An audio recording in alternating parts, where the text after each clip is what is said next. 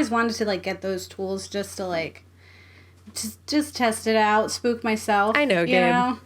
I know. You have dolls in your house. I'm do. aware of who you are. You would use a Ouija board, and that's terrifying.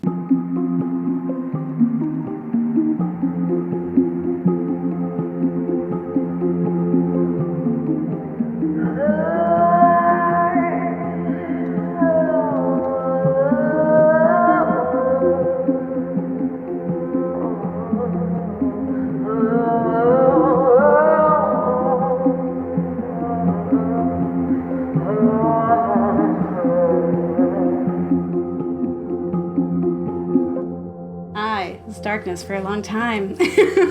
Welcome. We'll do a little of this. Hello. Hi, I'm Gabe. And I'm Kat. And we're the Ghouls Next Ghouls Door. Next Door. Talking about spooky stuff, and we're talking about spooky stuff live. That's fun. Know. It's crazy. It's crazy, and we clearly have a guest that everyone can see. Hi. Hello. Yes. So welcome to our stream with Dorrie of Beyond the Bot. Hello. So good to be back. Yes. For anyone who missed it, we had Dorrie on for our Perfect Blue episode during our horror anime series, and it was a blast. And we were like, all right, we got to figure out another way to get you here. So we invented a reason. So we are going to be doing this every other Monday. We will have a guest, and you are the first. Victim, Yes. I'm so friend. Honored. When I got the message that you guys wanted to have me on again, like I immediately was just like, yes, please, more horror talk. So I am very happy to be back here, and thank you for having me as your first guest back. Yes. Whenever, wherever, it's that. But for Shakira? Talking about horror with you specifically, always. Yes, yeah. Well, Dorrie, we're going to be talking about later Doki Doki Literature Club and Omori, but is there anything, because I feel like the horror world right now is alight with all kinds of activity. Is there anything that you're like geeking out about right now or just like super excited about? Yeah, absolutely. One thing that just kind of recently came out, was there is this sort of like underground like game made by this one individual dude. It's called Your Turn to Die. And it's sort of based off of games like Danganronpa and Zero Escape, where they're like death games where all these people are put into the situation where they have to like play a game for their life. And the game just updated for the first time in 2 years. And I don't think there's ever been a game that's like given me goosebumps more than that one has. So the second it came out, like me and a friend of mine just like spent like all night just playing it. The next 2 nights just like playing nonstop and getting all the different endings. So I highly recommend Your Turn to Die. It's a long experience, but it's good if you enjoy kind of like old school like pixel art style and I love old school pixel art. Yeah, no, you'll enjoy this then, because there is a lot of that, and because the art style has a very sort of like old school sort of look to it, so very enjoyable. Yeah, it kind of reminds me of that show and also manga that's on Netflix, Alice in Borderlands. Oh, where they get like dropped into that world. They got to do games to survive. Mm-hmm. Games, and there's like a weird kind of kooky mastermind. Yeah. And it's like, what? Yeah, that one definitely sent me on a mind trip. I really love it. It messed me up for a long time. And it's one where like often when I watch horror, I have some type of reasoning where I'm like, I feel like I could survive this, or like I want to be in this. But I was like, that one, I'm like, if you drop me into, I'm just done. Like I'm just so like, there's no way I can like watch all this murder or watch like my friends die and be like, okay, on to the next one. This is worth living Another in. day. Sometimes you just see these death games and they have to go through something so crazy that like at that point I just be like, all right, I'll just let them kill me. Like I'm too lazy to deal with this. Yeah.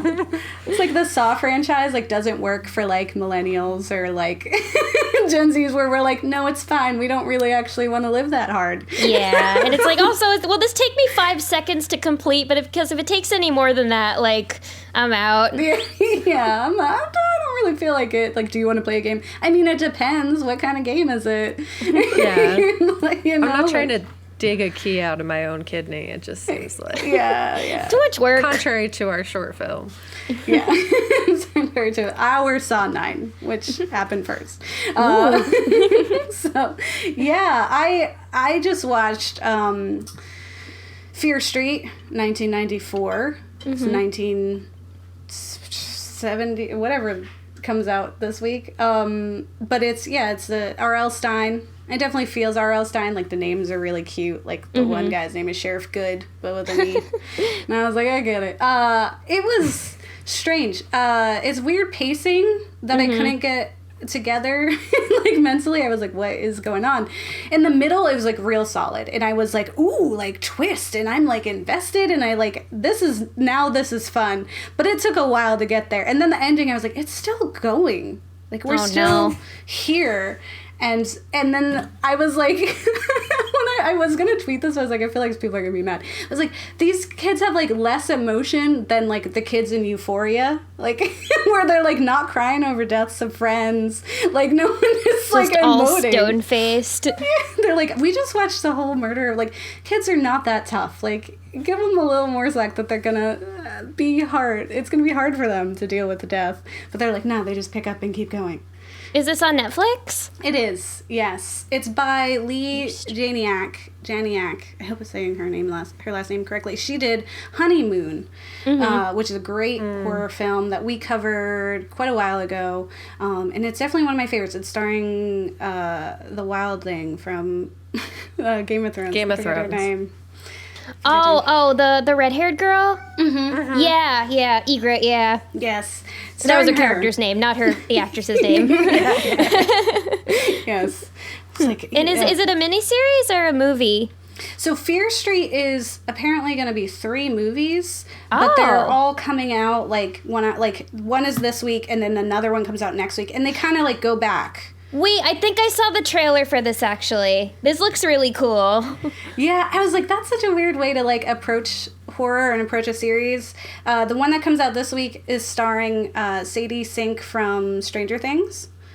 Okay. Oh, Stranger Things. Yeah. She's very talented. I'm really excited for that. I think it's like 1980 something, because it's like summer camp slasher, like homage, where this one was like obviously like 90s homage to, there was a lot of music.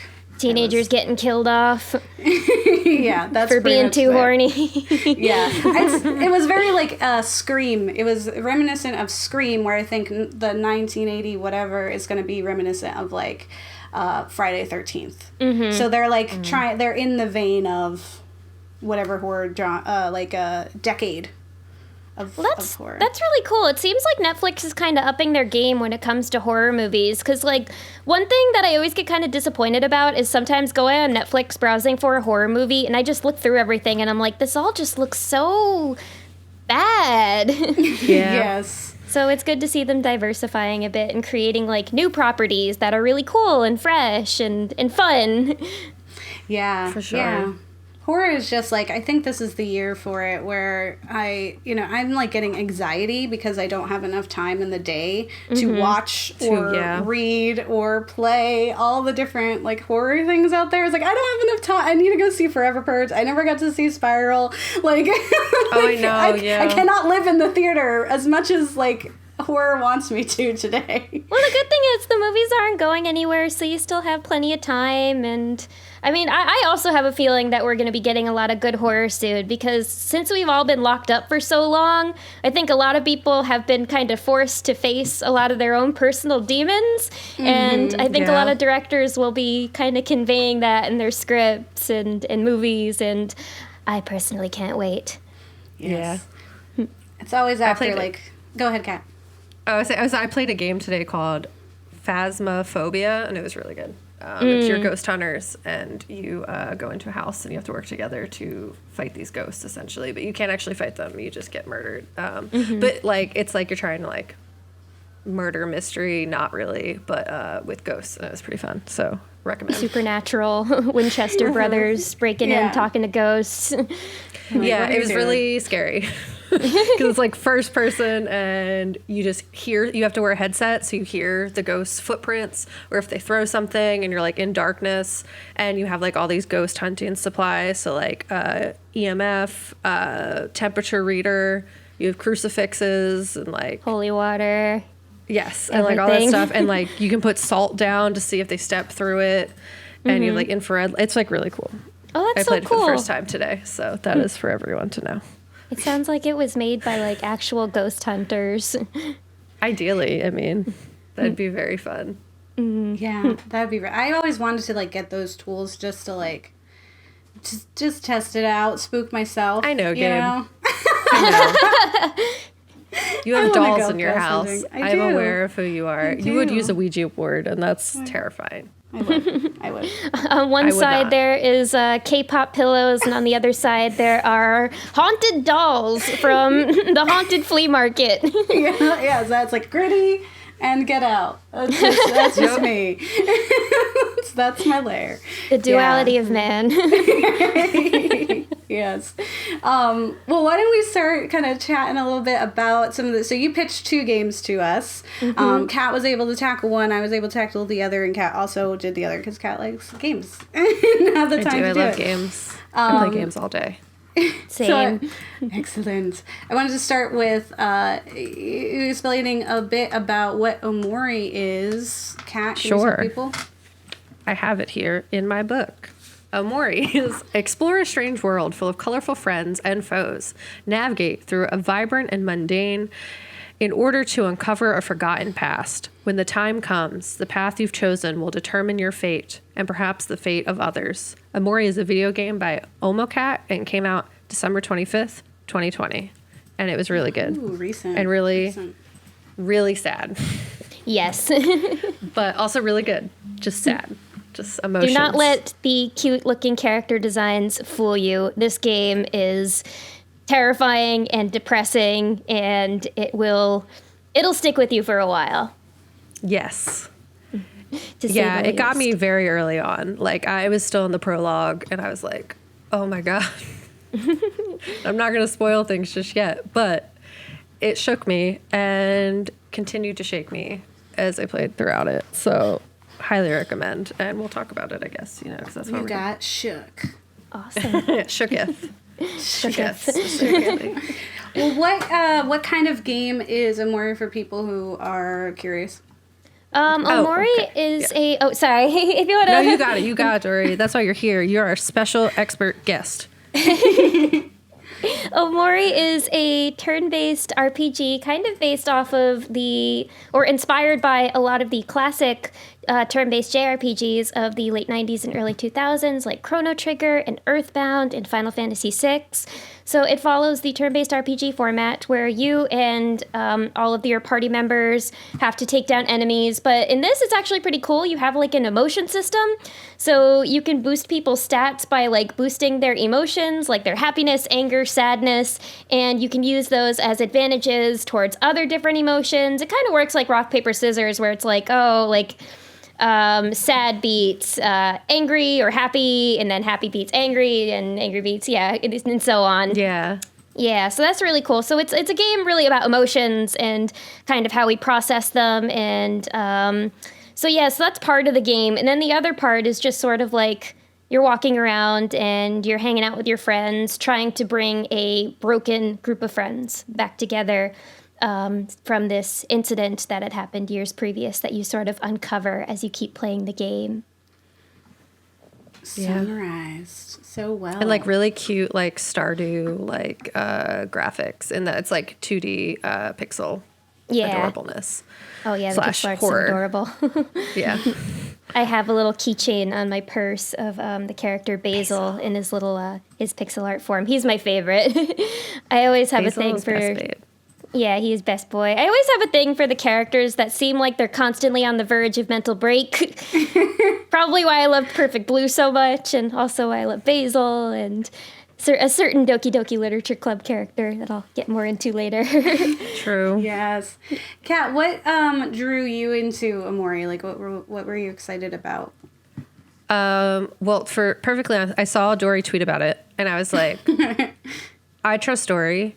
I trust Dorrie's opinions. And then I was like, psychological horror RPG, 100%. So I think it was more so, I really love like 2D pixel graphic games. Like I just have, ever since I played like Stardew Valley, or like honestly like a lot of games that were on like the Game Boy Advance system and whatever, I just really love like pixel graphics.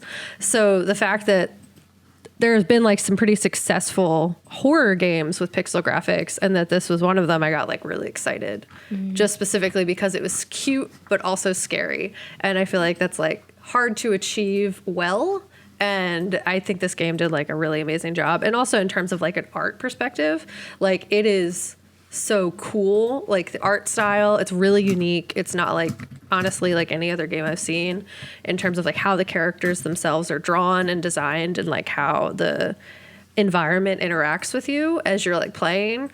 Like they took some really interesting and like bold ways of, one, creating the world that's like in the white space and the black space, and the like kind of like horror elements, but also just like the imagination of Omori / Sunny. You really get to see like a lot of just like really cool graphics, really cool movement options. Like there's one point, which this is spoilers, but not like, cause it's just really random and a fun fact. There's a point where you enter a whale through the whale's tongue, and like that's drawn and like that's given to you as an option. I just think that's really cool. And they also play a lot with mirrors, but in like 2D pixel graphics. So it's like really cool to see, like just kind of takes you out of the fact that you're this little avatar that's just like running around, and you get to like see what's behind you or like who's with you and like your friend group. And it's just like really cool how they approached it.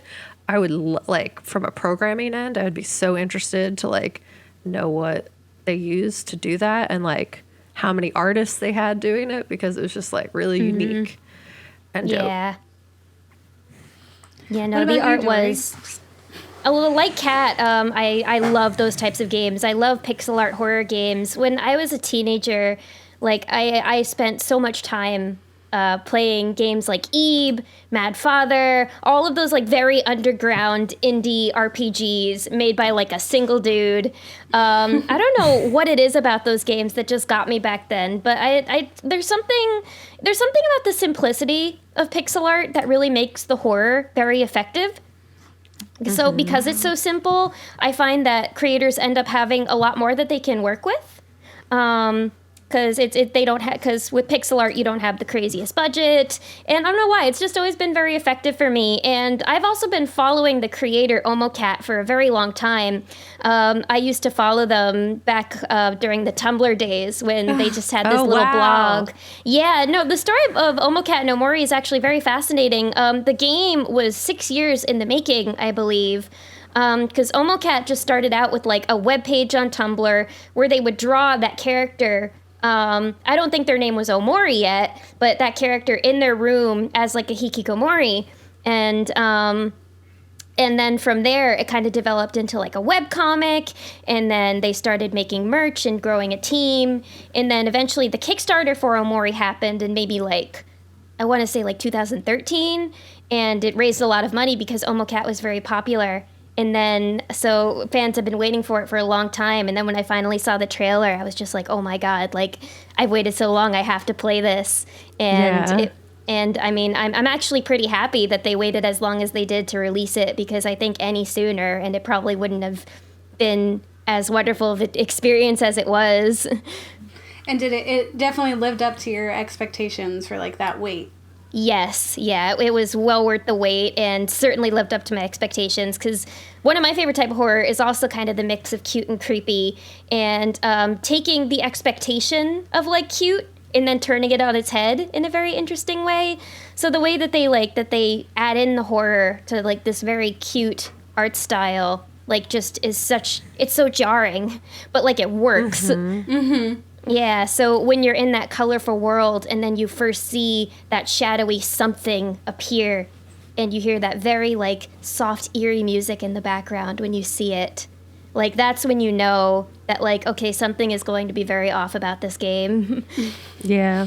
The soundtrack played a really large part. Like it added, I mean, as it like would need to, I guess, like just because it was like a very cutesy environment, like you have to use all the other things that you have in play. So I think like the soundtrack, if I had headphones, I wish I played it with headphones, if I'm being really honest, like, because I feel like it really would have added a lot more like creepiness to it, because it would feel like you're more so there. But I didn't, but I wish I did, because the soundtrack like added so much for me. Oh, the soundtrack was beautiful. Just like the mix of all of the song, of all the kind of whimsical, lighthearted tunes that you would hear in the dream world and Headspace, and then in the real world everything sounded a little more somber, but even like some of the more positive songs kind of still had that, like, I guess, hint of somber in it, I want to say. Yeah, and I think the music really did add a lot to the experience, and I still find myself listening to the soundtrack a lot, like at night in my room, just as like a vibe. Yeah. Zone out, think about ghosts. It's definitely a vibe, 100%. Yes. I've always loved the whole blending between what is reality and not, too. I just thought like that was done really well in terms of like states of consciousness, and I'm going to plug my own game ideas, but I work on video games. That's something I'm like really excited about to eventually like actually do as like a job. Hopefully, we're going to cross our fingers.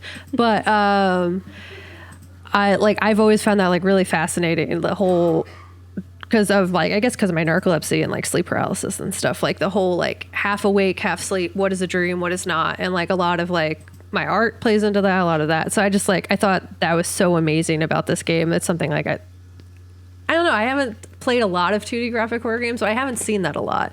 Like in terms of the play on like, are you awake? Is what you're seeing reality? Is this just like a fun time? Are we having a horror experience? What's happening? I just feel like it was so unique, this game. And yeah, you recommended a very good one. I'm heavily a fan now. Thank you. Yeah, no, when I find a game that I'm just like all in for, like, I will promote the hell out of it, and I just want everybody to play it, so I have people to talk to about it, and so I'm finally happy I have people to talk to about it now, because I've just been trying to convince everybody around me to play, and they're either like, oh, I don't have time, or I don't like scary things. So yes, we understand that very well. Yeah, and your love of cute but scary is obvious from what you recommended to us. We're like, oh, okay, yes, this is very Dorrie. Sorry. That's why I want to draw us as the characters, because I feel like it would just work so well. So it's going to happen, and I'm saying it live, so now it has to happen. Yeah. Otherwise, the internet will get me. We have a comment from Isaiah saying, what's good, Ghouls? What's good, Demon Queen Dorrie? Got in here late, so I don't know what game you're talking about, but I know that game Doki Doki took a major left, which we will be talking about. To say the least. Yes. We also got to follow up with do it, Cat. So pressure from loved ones in the chat. Yeah, he lives with me, so he'll make me, so it'll happen. Yes.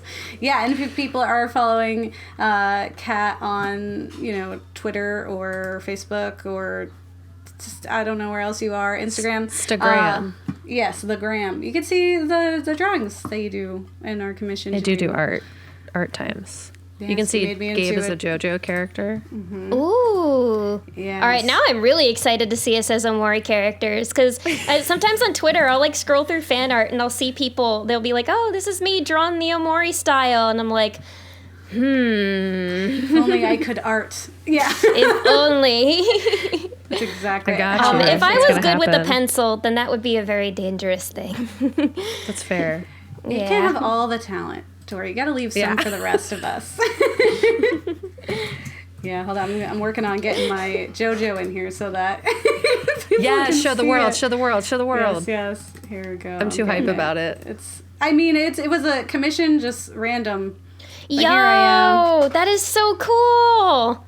Yes. I love the poses. Yeah, so that's DJ Bood Mood is me and my stand Sunsetto Dream. Sunsetto Dream. That's good. And now I have to cosplay my own character. so that's fun. It's a good excuse. I love the music notes coming out of your hair. Yes, because it's DJ. Yes, awesome. More on Omori. We won't do spoiler tone yet. We'll leave that for the last 10. But we could do any last minute thoughts before we move into Doki Doki. I guess really what got me about this game, one was definitely the characters. I think definitely the way that they're set up in both the dream world as well as kind of like the real world, which I guess sort of counts as a minor spoiler, not really, but just learning about how they've all changed, how Sunny/Omori like sees all of them in his dream world versus how they really are in the real world. It just it's a really good example of like a game with great character building and using like very little in both their designs as well as their dialogue to convey who they are and what kind of relationships they have with each other. And I thought that was a really beautiful thing about the game. Yes, it sounds really nice. I wish I had more patience with games.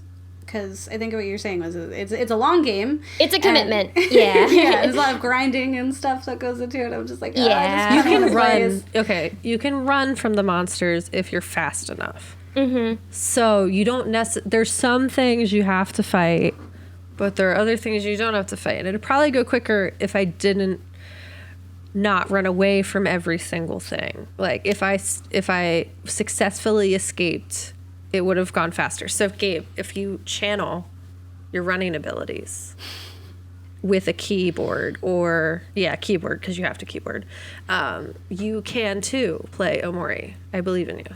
Yeah, it's kind of like Undertale, where it's like you don't really have to face Undertale. Yeah, no, it's a lot like Undertale, where the battle system, like you don't have to face everybody. You can face some things, but not face like other things. I mean, you do have to do every boss battle in the game, so it's recommended that you fight a lot so you can have your levels be up and be able to beat them in one go, so you don't have, because the bosses get a little tough. And there's actually 2 routes of the game. There's one where what happens when you answer the door every time as Sunny, which is I believe what we both got, and then there's also a path where you never answer the door when Kel knocks on it, and you just never interact with your friends at all, and you just stay in the dream world. And that route is supposedly a lot more difficult in terms of like bosses and levels. But there's even more content in that route that you can see, like more areas, more to black space. It's really cool. So I'll do that one day, but it's just like there's something holding me back, where it's like, oh, but the path that I did is supposed to be the happier one, so I don't want to ruin all of Sunny's progress. He works so hard. Aw. Yeah. That's so rough. There's something about replayability, though, that is like... We lost Kat. Oh, no. I was worried that was something that would happen to me, because my internet can be a little wonky. It's rough. Oh, it's never happened. She's back. Let's bring her back. That was weird. Sorry. There you are. Hi, I'm back. Hello. There you go. So what were you saying, Kat? I was just saying there's something about like replayability too that can be said about like both games. There's like there's a lot of like different things that like can play into the end, and that there's multiple endings. And I think that's like, as you were saying, Dorrie, like the amount of time that was taken to make this game is evident in just that fact that like there is replay value. You can get different endings. There are like a lot of different character choices that you can go with, and I think that really adds to the experience. Yeah, it's all about what you want it to be, and I think it's a game that I would highly recommend going in blind for, so I apologize for all of these spoilers kind of preventing that. But yeah, it's all about how you want to play it and how you want your character to progress. Yes, yeah. And, you know, with talking about going in blind, I did for Doki Doki. That's a game you definitely want to go in blind for. Yep. Yes. So I'll tell you all what Doki Doki Literature Club is about. Actually, I don't have an image in my doc here that's just of the Doki Doki girls. So I'll just say it, and you guys can just hear me. I guess it could be like whatever's in the background here is there they are. Just believe it. So Doki Doki Literature Club the literature club is full of cute girls. will you write will you write the way into their heart? And then it's followed immediately by, this game is not suitable for children or those who are easily disturbed. And it is by Team Salvato, and from 2017 was when it was released. And it's definitely that. When you pitched it, I was like, okay, and I like looked it up, and I was like, did she mean this? Like, is this what it is? And I brought it up to my partner because I was like, oh yeah, we're going to play Doki Doki Literature Club. I was like, I've been playing for like, 15 minutes and it just kind of seems like a visual novel where I'm like dating girls. And he's like, absolutely, that's what it is. It's just high school stuff. Like, and I'm like, why are you so loud all of a sudden? It's just high school girls. What are you talking about? Fluff and cupcakes and candy and poems and nothing else. Fun and times. then just gone. And I was like, why does this keep happening? And yeah, it's not. It like, and that's the thing that kept getting me too, because you have to like sign, like, they're not sign waivers, but you have to like read, be like, do you want content warnings? Do you want to make sure that you feel like you're safe? And I was like, what? How? Like, in what way? What is the not safe? What? But I don't want to know because I want to be surprised.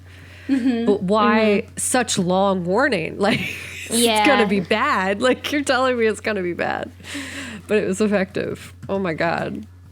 Yeah, there is kind of like a thing on Twitter right now where some people are being like, oh, is it really? Because in the initial game, they did give you a warning, but they didn't tell you what exactly those warnings are. And a lot of people on Twitter are like, oh, is it really good to like give a warning of like what all the content stuff is in here? Because if the point is being surprised and really experiencing, you don't want to take away from that. But like, I mean, I can see why they would add in pretty much every content warning, because you really never know what people are going to be sensitive to. So I'm personally fine with it, but yeah. And it definitely digs into like some really sensitive topics. And if you are sensitive to those things, or if they're triggering in any way, it could really like disrupt like your entire emotions regarding those things. I appreciate the option, I think. Mm-hmm. Like, I personally don't mind being triggered for art, but appreciated the option that if I did not wish for that to happen, that was there. Yeah. But I was just like, I'm gonna just trust the process. And then I went in blind. Yeah. It was funny, like, so I was playing it for a little bit, and then I just like work and life stuff got in the way. So then Kat ended up playing and played like through and was like texting. I couldn't stop. And then like you can finish it in a day for sure. Yeah. She was like texting and was like, I don't want to spoil it, but she was like saying like little things. And I was like, she's like freaking out. I don't understand. Like, so I've only seen the dating part. And then I just binged it like the next day and was just like on my Switch, like playing it and just freaking out. Like, like yelling to my partner. He was like, what are you talking about? It's nothing. I was like, what is this? Are you kidding me? like, just freaking out. That was me, except I was alone when I played it. Oh, no. Oh man, yeah, it was quite interesting. Yes, because it is just like, I found a picture of him. It's these girls, and it is very much like, ooh, which one are you gonna pick? And like, Kat and I had a whole conversation about it where she was like, ooh, which one are you like interested in? I was like, Yuri, and Kat was like, me too. That's my favorite. Yes. Like, she's I've been waiting to bring her up the whole time. She's very cute. She's my daughter. She's my comfort girl. Yeah. Yeah, I had this whole thing where I was like, my only critique is that like it defaults you to be a boy. Like they use like he him pronouns, and I was like, why can't I be a girl in the literature club hitting on these other ladies? Like, like, let me live my gay dreams. Yeah, let me do it. And that like kind of it comes up later where there's like a whole thing with that, and I was like, they know. The game is very much like, how does it know? How does it know me? It loves to use a lot of that stuff against you. Meta. And it does it often. Yeah, I'd say like some of my really favorite like indie games, like computer games, have always been ones that like replicate like what like a user experience would be on like a computer or a device. So like Her Story, where you're like clicking through and just living through someone's life and kind of like exploring and uncovering things. And we covered before Orwell, which was like such a crazy experience of like being the surveillance, being Big Brother, and like seeing how like one thing can lead to another thing, and you're like, I'm the bad guy. But now I'm playing God. Yeah, I'm like, I hate this so much. It's like I get snowed in so hard. Like, thank you. But I really enjoy those, and this game definitely does that, where it plays on like what you would usually be expecting of like a visual novel, and like breaking those. And it's like even just these really subtle things where like there's a part where there's a character in front of the text box, and I was like, no, that's not where you belong. That's not where you go. It's like something is wrong. Is my thing broken? Like, what is happening here? And there's a lot of me being like, is this on? It has a very funny way of making you feel like you're not in control, which is something very terrifying about the game, because you play it the first time and you have complete control over the choices you pick, the characters you talk to and form relationships with. And then after that initial incident happens and you go into the second time around, suddenly it starts out with things just feeling a little bit off, and then keep going. It's Monica. She doesn't like us talking about her. Or she doesn't like that we haven't talked about her yet. Yes, that's what it is. Sorry, Monica. But that second time around, like, things start off just being a little bit off, and then as you continue on, it just gets more and more crazy and out of control, and you feel like anything you press, it's just gonna turn against you, and it almost makes you worried that one of the characters is gonna come out of the screen yet and say your name and choke you. Like, it's very much that kind of experience, and just like playing it the very first time. I was in my final semester of college, and after that just initial scare, like anytime I wanted to just proceed forward, I was so scared to click the button. And like that doesn't often happen to me while playing horror games, because like I love horror, but I don't often get like so terrified that I just can't keep going. Yeah. But since I felt so terrified, like once I finished, I was like, I think that was my favorite game I've ever played. Yeah, I could definitely feel that, in that, because you do feel a bit like maybe, like it's really playing on how you use this tool, and so that really goes into like it being real. Like I think back to like The Ring, when we saw Samara come out of the TV, it was like, oh man, now we're watching, like, and then you get to see when you see the movie, it's like, oh no, now I'm doing it, right? Like, God forbid the phone rings right now.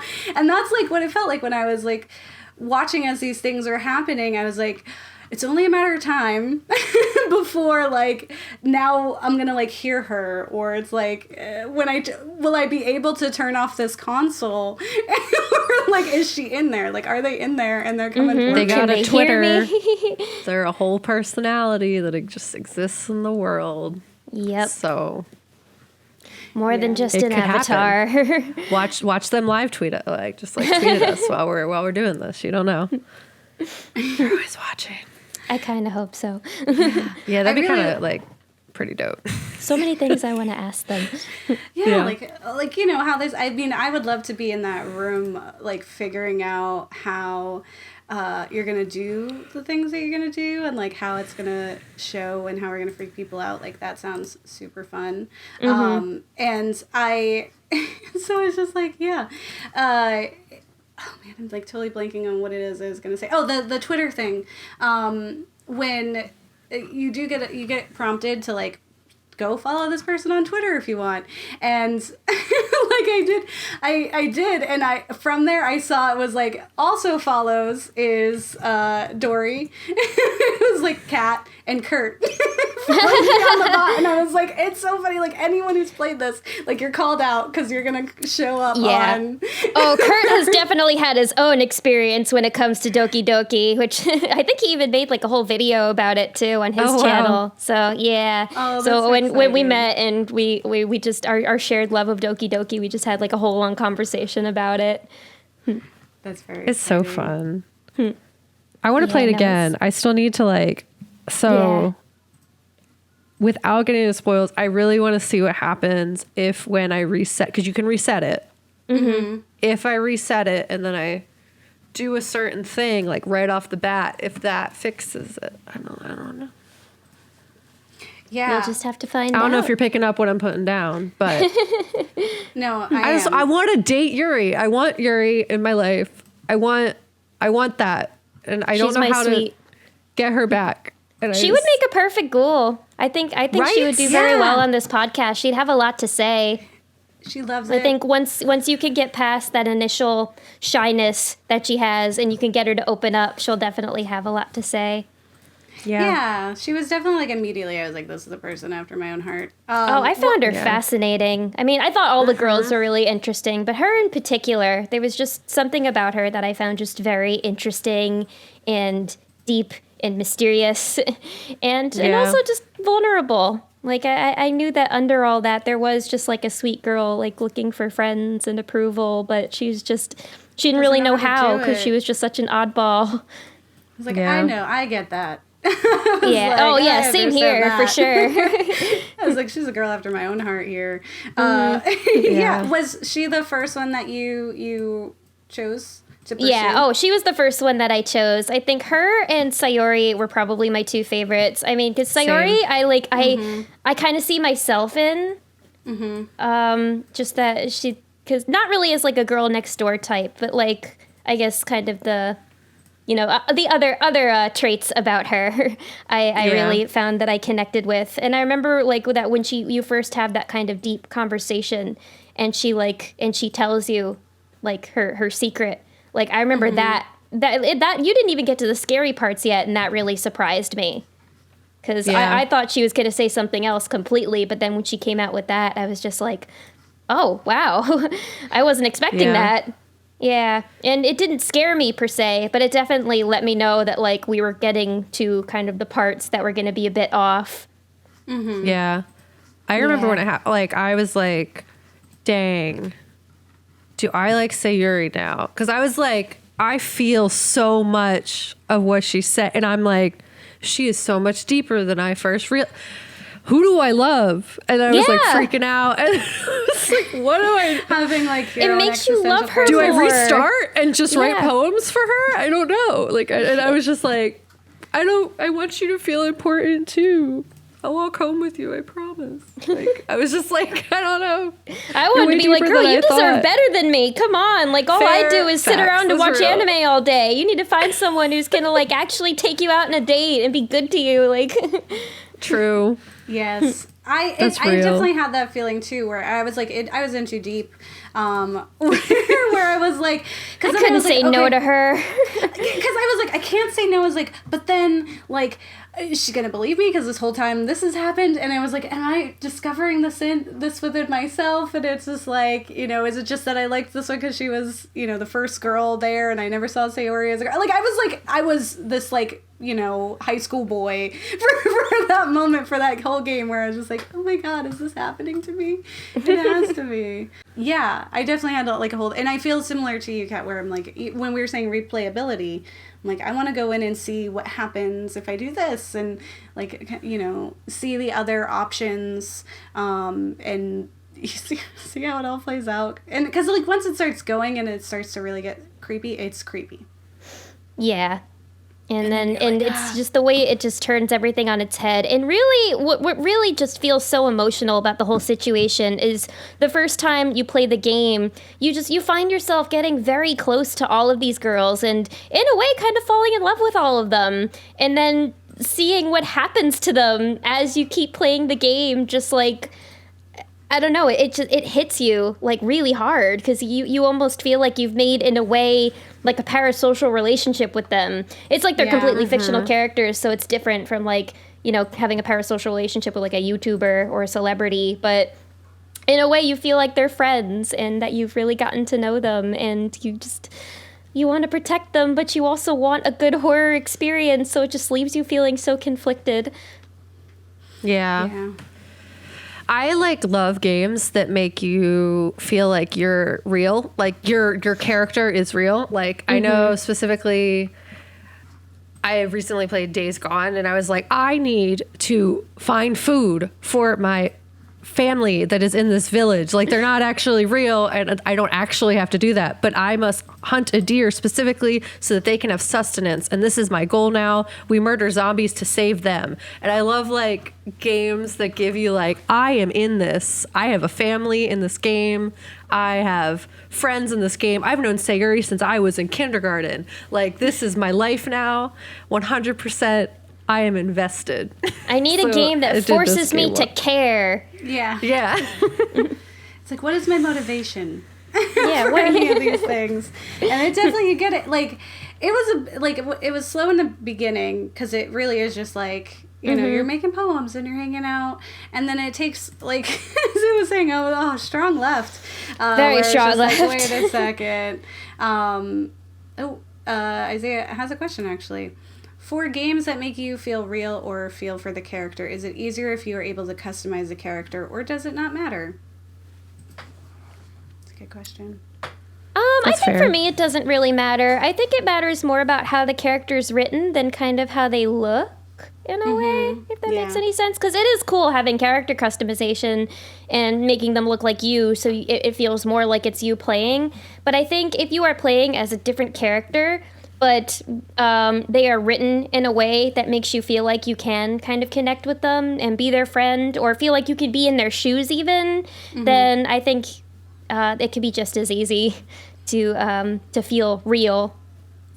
Yeah, I think it's less about them looking like you and more about choices being made. Like, there's like a certain frustration I get for games that are like, kind of give you the impression that maybe you'd make a decision and then it doesn't actually do anything. Illusion of choice, yeah. And just being like, oh, Mass Effect, why did you do this to me? It's my experience with the Telltale Walking Dead games, except the first one. I liked all those games, but the first one was especially great. I know what you mean, though. Yeah, and so if I can make a decision or I can shape how my character plays out, then it helps with me feeling like I am this person, and being able to, like, because then you really do feel like the consequences of your actions, because it was your decision. So it's just like, oh no, like, that's how I felt when it was like, oh, I didn't pick the right girl. Like, how is this going to affect Sayori? Or like, even when I was playing Walking Dead, every single decision I made, I was like, how will this influence Clementine? Will this make her a criminal? Like, I can't do that to my daughter. I love her. How did I do this? Yes.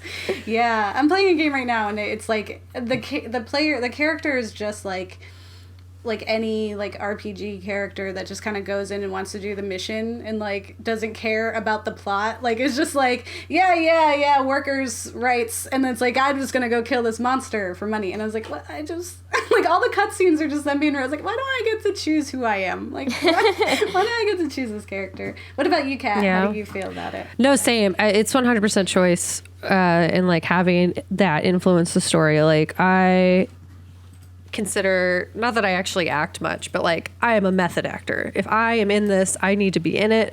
I need to, like, feel invested through the decisions I'm making, and, like, I need to know that, like, the choices that I'm making as I'm playing, like, mean something. Like, essentially, consequences will be had. The cats are here. And that, like, that's a component of what's happening. So, yeah, I totally agree. Yes, hello, kitty. Welcome, Kat. This is Cat Zuzu. spotted. She's the fluffiest. Oh, hello, Yes. Zuzu. I love black babies. cats. Oh, look at that face. Yes. I do want to get into a little bit of spoiler central, just because I feel like there's just Spoilers. I just want to say my feelings about specific things. So I'll put up This is a Cha-Cha. banner. All the cats. All the Spoiler cats today. town. Oh, we have Isaiah's again. In that case, if it's more about actionable options or choices, does it help if your actions affect the ending? Yeah. Yes. Yes. Oh, most definitely. Yeah, because then it's like, yeah, it's like, I did that. Like, oops, or, ooh, I did it. Like, I, made it happen. Very Follow much, up, yeah. what's At the end of the been- game, if it's like, how did I get here? Oh, I made myself get here. Yeah, I have no one to blame but myself. What's been your favorite ending to a horror game or game overall? Spoilers. I That's a tough mean, question. I have to think about that. yeah, that's true. It's a game ending, and we're not even talking. Maybe it's like ask us in somewhere else. We will answer, because then we'll get spoiled. Well, we could just name it, but not say what happens. Oh yeah, like name the game.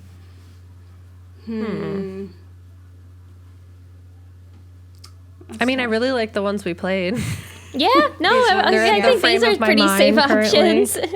They think they both had pretty fascinating endings, and I think the great thing about, I guess, Omori in particular is that there are multiple endings, and I love games with multiple endings. So it really is just like, this is what your choice has led to. Resulted in. Yeah.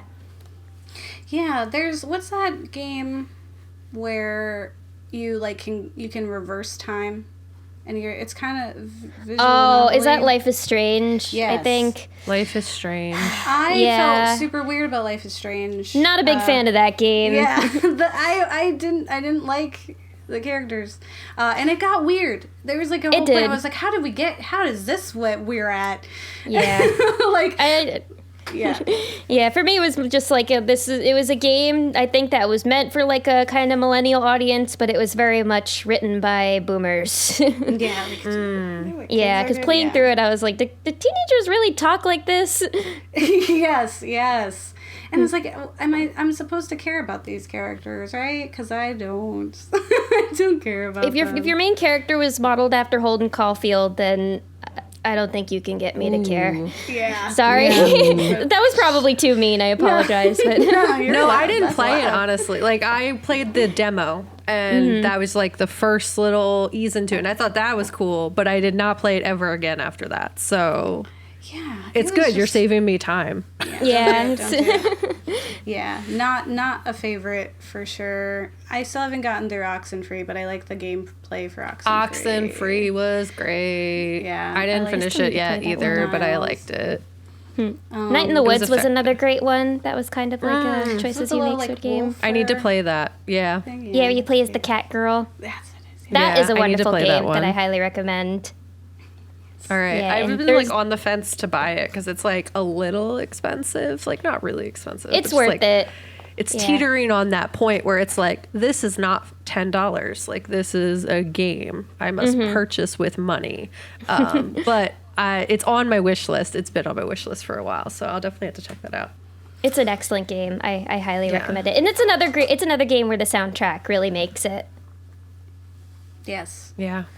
Yeah. Spoiler Town, though. Spoiler Town. Yeah.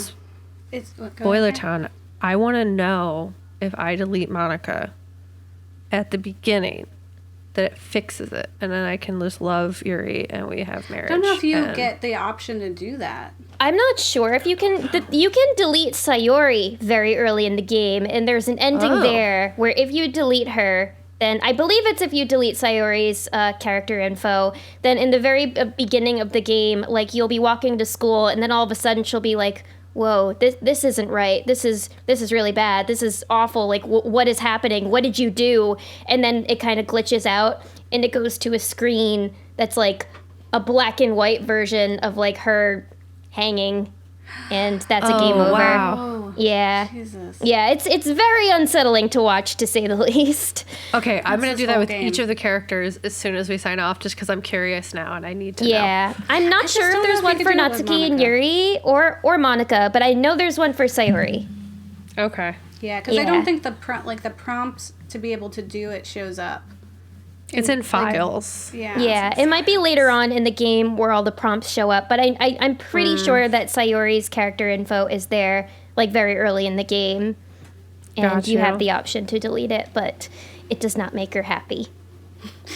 Yeah. Reasonably, like, expected. Deleting someone. Yes. Yeah. Someone's whole existence. And speaking of Sayori, like, when it came to that very first jump scare in the game, right at the turning point, like... What was that like for you guys when you first experienced that? Because for me, like, it really got me. And because the thing is, in games where you discover, like, a body like that, like in a game like Danganronpa, anytime before you discover a corpse, you get, like, a warning beforehand. You get, like, a little piece of dialogue from the main character that's like, "What I saw next shook me to my core." And then it shows the body. But with Sayori, you knock on the door, and you're like, "Hey, you there?" And then you open it, and it just cuts to that. that. Yeah. No warning. I was very upset. Just because I was like, I had selected to say that I loved her because I was like, you've been my best friend forever. Like, I'm just going to do it. Like, and then I immediately regretted it. And I was like, what? But that's not what she needed. And then it happened. And I was like, what if I didn't? What if I just said we were friends? That's what I should have done. And then I asked Gabe, and then Gabe told me that either way, it happens. And I was like, there's okay. no saving her. Yeah. For me, it was, I had the same thing. Like, my gut reaction was like Cass, where I was like, okay, I'm going to say that I love her. But I had that whole, like, I was, like, so deep into my character where I was like, but this is, like, this feels like a lie. Like, I feel like I'm leading her on. I was like, what is Yuri going to think now? She's very sensitive, too. Like, I was like, she's going to die. Like, so now I have to pick who lives and who dies. Like, I had this whole, like, internal struggle. So what I did was I saved it. Remembering Monica's helpful advice of, like, when you're having tough decisions, save your game. So I saved it. Did I say that? I'll go back to that. And then I went back and I chose You're My Friend. And she, like, it was very sad. And I was like, I hate this so much. There are no good decisions. And then discovering her, I was like, can't help.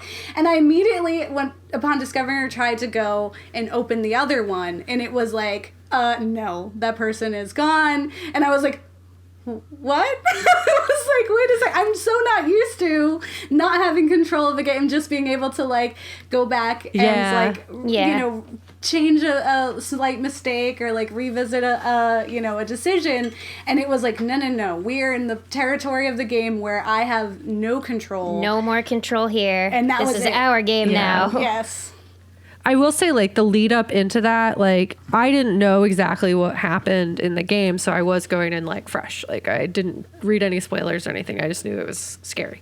I picked up on this, like, just because of my own personal experience with suicide, unfortunately. Like, I was like, I know that's what's next. Like, I knew in my gut when I went to her house, she was not going to be okay. And I think that eased the shock of seeing it a little, not really, but a little. So I was just like, okay, I'll see you tomorrow is a thing. Like, that's a thing, like, in terms of what happens. It's a fake promise, and I knew it, and it didn't make it any easier, but it did make it less shocking. So I will say that. Yeah. I just really, because we do gotta wrap up soon. I just really enjoyed how it just totally changed what was what the tool was, like the tool I was using to play this game, and how it was like totally messing with that. I was like, oh my gosh, this thing is haunted, like it is happening. And there's like all these texts with the cat where I'm just like, the text says this now, or there's this video, and I was like, why? I was like, go to history, yeah, read what it says. There's one video I just want to play, this really short clip, because I was like, what did she just say to me? Oh yeah. Give myself paper cuts. Sorry, your skin oil enters my bloodstream. I was like, She was quite passionate, I'll say that. Yeah. Yes. And then there was, go into history. But yeah, there was, all of a sudden it was just derailed where it was like, this is crazy. There is like glitches happening. Yeah, sorry, just me being like, what? Just seeing that alone, like, already, like, made me go back to my first time playing it and be like... Yeah, so many, just, like, all of a sudden, like, this is not, like, there are no choices anymore, just, please help me, okay? It's like, help me. Again, her being in front of it. These are just pictures that I was sending Kat because I was freaking out. What a tragic character. Catching the... Yeah, to be, like, knowledgeable of... that it took me a long time before I realized like what what I was supposed to do. Like she mentions like deleting her, and I was like, okay, but I couldn't figure out how to get there. So I was just like, I hung out with her in this nothingness for like 10, you can hang out in there for minutes. hours. She has so much to say. And I was just like, okay. She's a very intelligent lady, and like, in a way, kind of when you listen to her for a while, it's like, I mean, I'm very sympathetic with you, and they're like, there's so much more I wish I could do, but at the same time, you kind of deleted all my friends, and I don't know how I can help you. Like, that resulted in like multiple deaths. Like, I get like video game, but like, still murder. Like, I sympathize to an extent. Cool motive, still murder. Yeah. I remember one fascinating thing that I learned was somebody mentioned how when you look at all of their sprites, Sayori, Natsuki, and Yuri are all standing at like a 3/4 angle, but Monica is staring directly at you. Oh, look at that. Okay. That's and true. she's the only one that does that.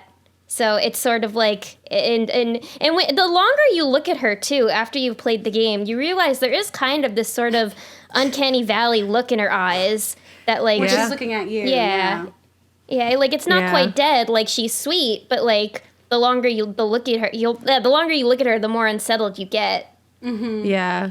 And it was her like little comments where she'd be like, she knew stuff that she shouldn't have known. Like the game thing. And I just remember her like being like, I was trying to figure out what happened to Sayuri, and I was like, oh my God, Monica, why do you know that we talked? Like, was it you? And then I had like this whole thing where I was like, was it Yuri? Because she loves me and didn't want to, like, because then she was acting all sus. And I was like, what? I want love, but I don't want her to murder my best friend. Yeah. I was who is bad? I was on to her where at one point I told the cat, I was like, Monica being real sus right now. I was like, I bet she doesn't even play piano. I was like, she's not at piano practice. She doesn't have a fictional boyfriend. I was like, what is going on? Definitely kind of going into it, not knowing what to expect, and just knowing that something sinister was going to happen. And it really is like a phenomenal production of like, like what is happening to my game? It's coming out to get me. Highly recommend. We do have to wrap up though. So last thoughts, and then let our listeners know where to find you, Dorrie. Awesome. I guess final thoughts are Doki Doki Literature Club and Omori are easily two of my favorite games ever. They were both really haunting and beautiful experiences that have really stuck with me. And that, although I found them terrifying, I also kind of find them comforting in a way. I find a lot of horror very comforting. So I really highly recommend them. And because they're excellent examples of games with great characters, great character relationships, and them using that great character building kind of against you the longer you play. Yeah, so those are my final thoughts on those games. And I guess where you can find me Twitter and Instagram at Lovely Dorrie. I'm currently working on a video for my own kind of personal YouTube channel about jump scares. Hey. So yeah, it's a video about why their jump scares are actually pretty good, and there's a good way to do them. So look out for that, because I'm writing that script right now and hoping to put that up soon and maybe start making more of my own content on top of bot. Nice. Yes. We are so excited for that. I'm always eager for Dorrie content.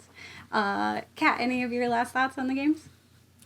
I'll mimic her points that they're just really good and thoughtful games. Like, they really intentionally are trying to like make you think, scare you, among other things, but they're more effective than, honestly, like, I've played a lot of video games. My Steam library is filled. Even my PlayStation library is filled. So it's just like, I've played a lot of games, and I think I have to add these to like my top 5 favorites in terms of like content, character development, all of that. So I also highly recommend. I hope that you skipped the spoiler section though, so that you can play it first and then come back. Yes, yeah. Or just know that you don't have any control. As someone who, didn't get to play both of them, but I did play Doki Doki. I really enjoyed it, and it was slow to get into, but I'm so glad that I stuck it out, because I was like, I don't know if I'm gonna but I'm telling those the fact that there's like all these trigger warnings and there's so much online even, like I almost watched a video where it was gonna like spoil it because I was like, well, what is it? What's gonna be? And then it was like, it's totally different than what I thought. I was like, oh, you know what, never mind, I'm just gonna bring it, I'm just gonna do it. I'm gonna have this experience. So I hope that you all have experience, and the same thing with Omori as well. And you can, you know, catch streams. Kat did a stream, she's over here, of Omori, and such. And I do really want to do a stream of Doki Doki, just so everyone could hear me freaking out, because it was ridiculous. I had a whole time. But thank you so much, Dorrie, for joining us again. Well, thank you for having me again. This was great. I'm always happy to just talk about horror and games especially, because like as much as I have branded myself as like the anime girl, it's horror games that are like my real like big passion.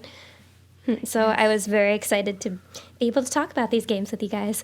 Yes, so thank you. I'm sure we'll come up with another reason to talk to you again in the future.